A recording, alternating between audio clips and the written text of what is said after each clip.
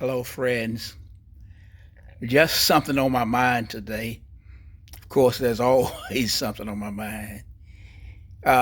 Just a few questions.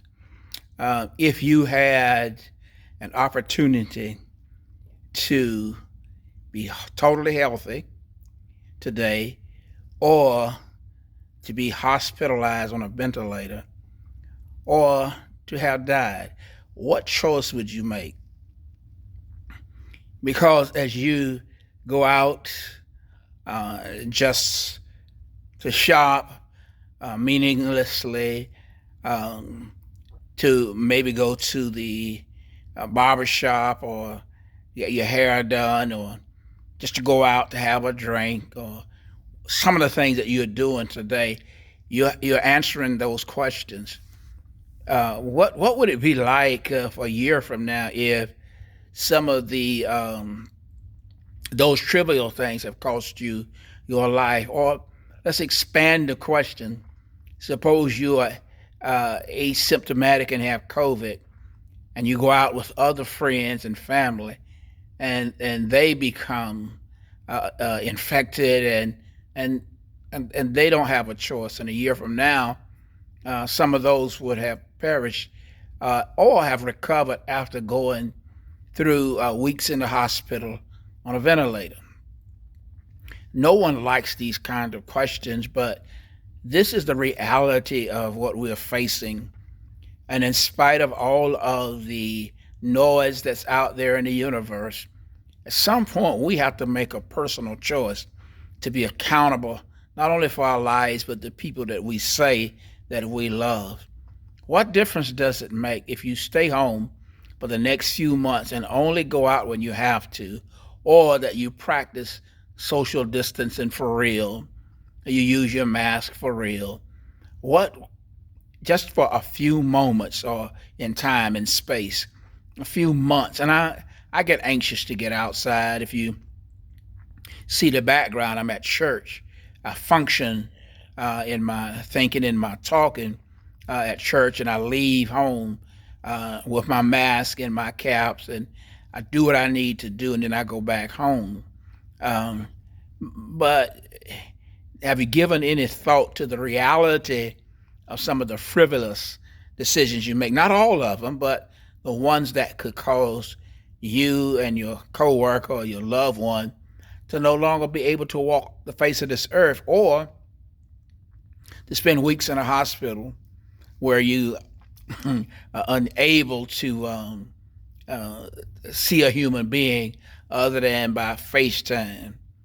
Uh, you make your choice, and you choose the people that you want to affect that way.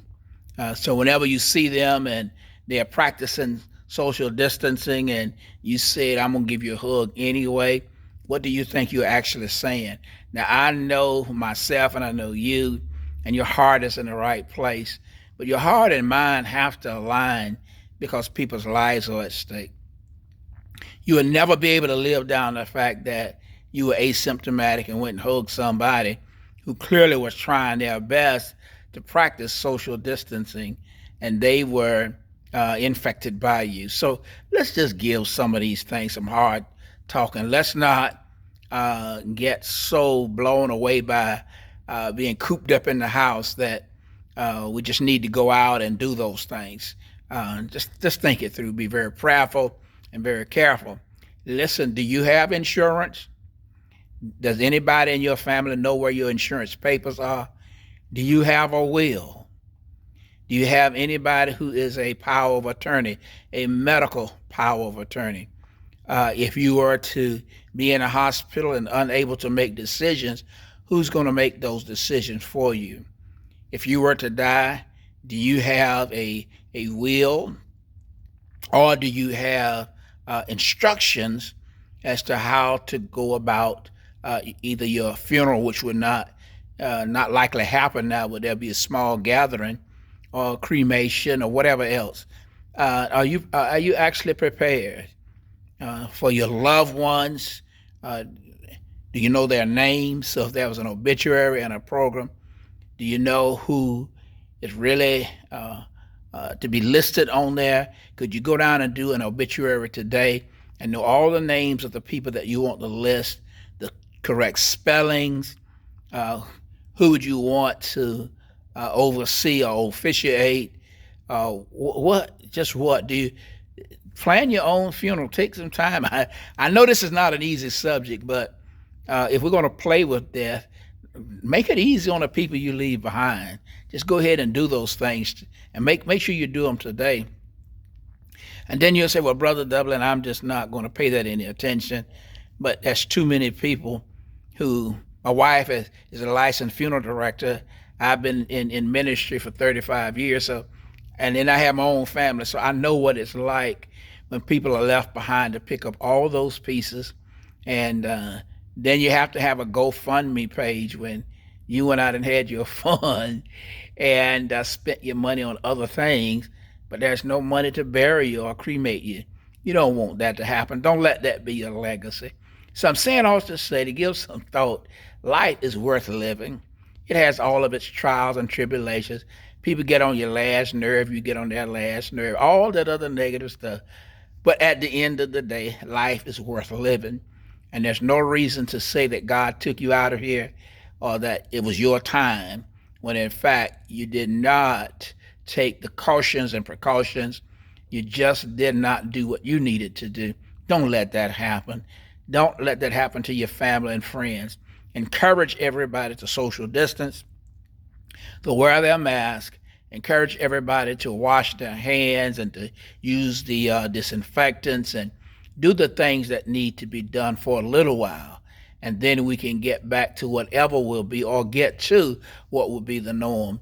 Just a joy to be able to get to an older age and to be able to enjoy life. And you can get, even when you have the arthritis and other things that happen when you get past 70 like me, but it's a battle and a journey. It's a testimony and a story. But don't go out and get your hair done.